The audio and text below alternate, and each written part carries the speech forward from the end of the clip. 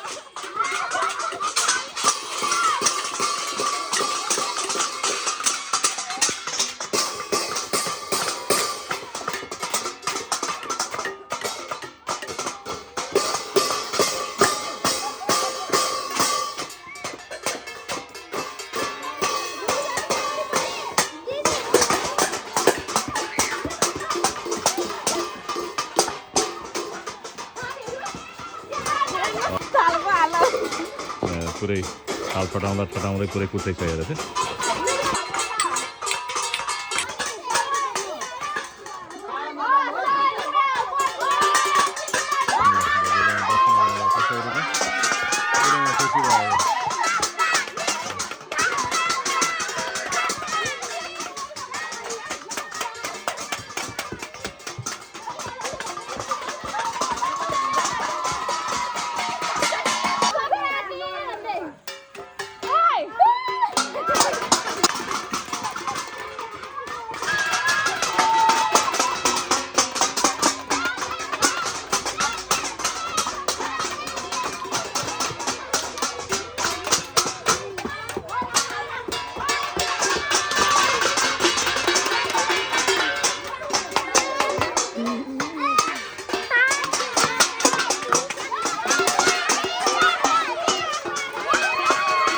बच्चालाई पनि यहाँ रहर लागेको छ।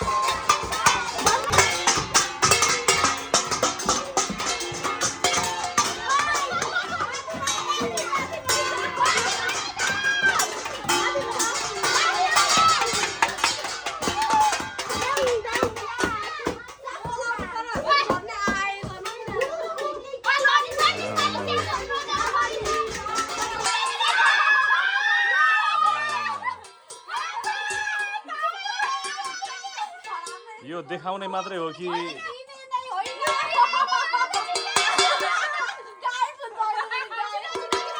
ओहो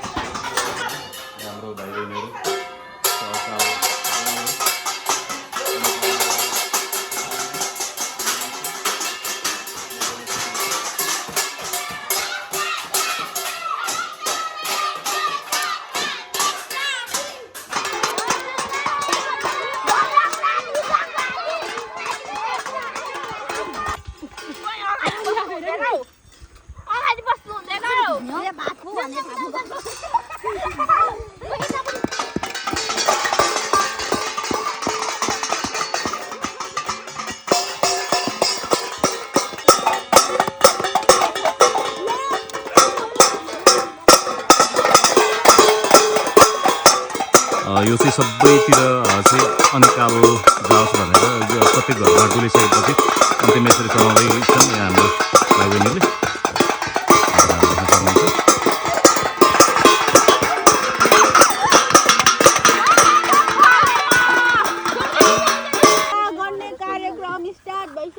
हाम्रो यहाँ ब्लगर बहिनी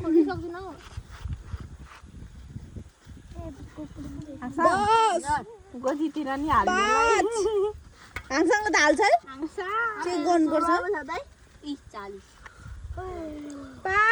दक्षिणा लिएर काम हुँदैछ भाइ बहिनीहरूको गलिन्छ के भयो त केटाकेटीहरू मजा आयो त दिनमा यतिको इन्कम दिनमा कति भयो